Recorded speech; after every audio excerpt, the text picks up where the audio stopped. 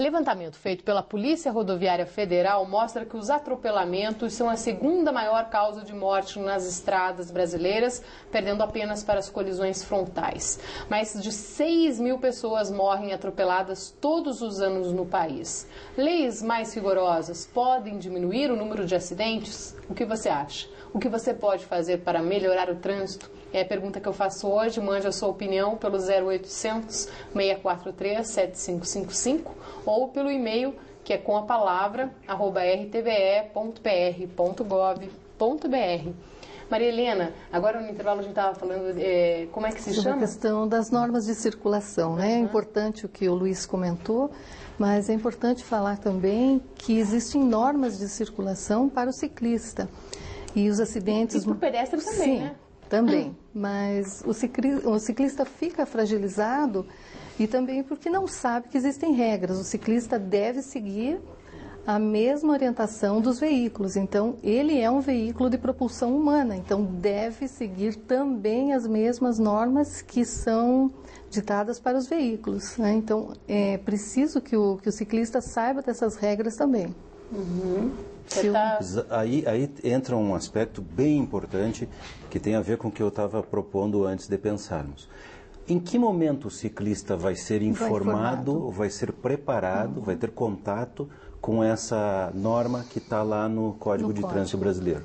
Nós somos um povo que infelizmente não gostamos de ler. Sim. Tem um problema de analfabetismo funcional terrível no Brasil. Eu sei que eu estou sendo meio pessimista, mas é importante a gente ter consciência disso. 70% das pessoas que conseguem ler um texto não conseguem interpretá-lo. Quanto mais a letra da lei, cuja redação às vezes é motivo de discussão, inclusive dentre os doutos, né? Os próprios advogados, às vezes entram em controvérsia. Quanto mais o cidadão leigo. O Luiz falou há pouco que tem ciclistas que também têm comportamento inadequado. Sim. Talvez por não saber, talvez por não perceber, que é a tese que eu defendo, não percebe que aquilo é perigoso. Então, nós temos vários acidentes que, quando são desconstruídos, quando se vai analisar por que aconteceu esse acidente, você vai descobrir coisas surpreendentes, como, por exemplo, puxa, o carro subiu na calçada e atropelou quem estava no ponto de ônibus. Vai ver que ele fez isso porque um pedestre atravessou a rua sem olhar para os lados. Quem é que ensina a atravessar a rua? Nós vivemos uma época em que os pais encaram a escola como estacionamento de filho.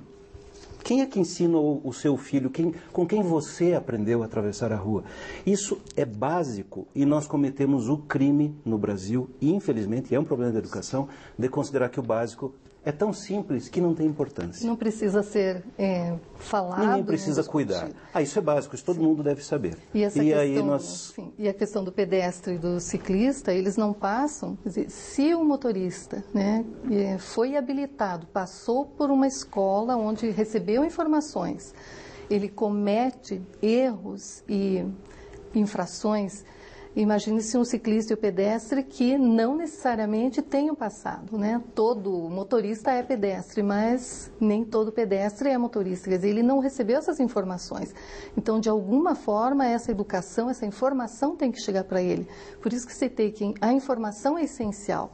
E essa informação se dá através de um trabalho educativo, de uma ação muito grande educativa, para que se chegue a todo cidadão.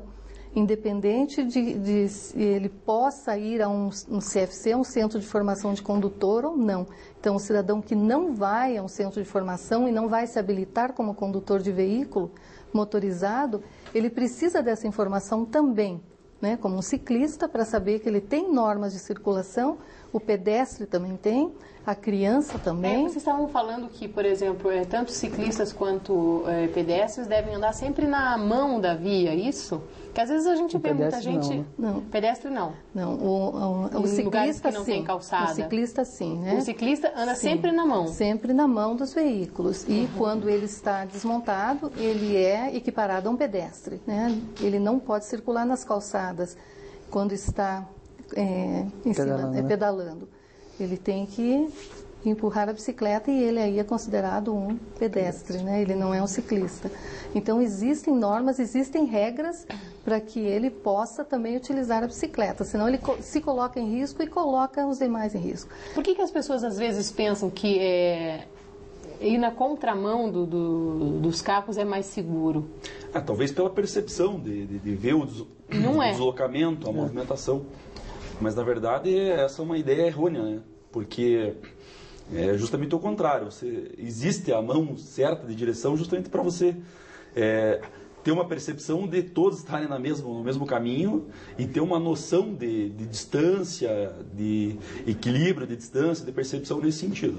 Se um veículo vai cruzar uma preferencial, ele tem certeza que só vem veículo num sentido. Se vem um ciclista do outro lado, ele não vai olhar. Comumente acha que tem que andar na contramão, o motorista não vai olhar para lá, porque ele sabe que só vem carros daqui. Os veículos devem vir daqui, né? Até mesmo porque se esse ciclista, de repente, quiser fazer algum tipo de sinalização para mudar de faixa ou atravessar a via até mesmo, ele vindo de frente, vai ficar difícil esse tipo de sinalização, né? Se ele estiver na mesma direção e sinalizar, automaticamente o condutor vai se ater para si, vai ser chamado a sua atenção para que ele possa fazer isso daí. E é um princípio da lei da física básico que se você bater a 80 km por hora num poste, o choque equivale à energia dispersada a 80 km por hora. 2 carros baterem a 80 km por hora de frente equivale a bater no objeto fixo a 160 km por hora. Então, sempre que todos os veículos andem na mesma direção, mesmo que haja uma colisão traseira, o efeito danoso é menor, bem menor, né, do que você ter. E esse princípio se aplica a todos os veículos, inclusive bicicletas. Né? Na percepção do ciclista, eu acho que quem anda na contramão é justamente por se sentir mais no controle, porque está vendo o carro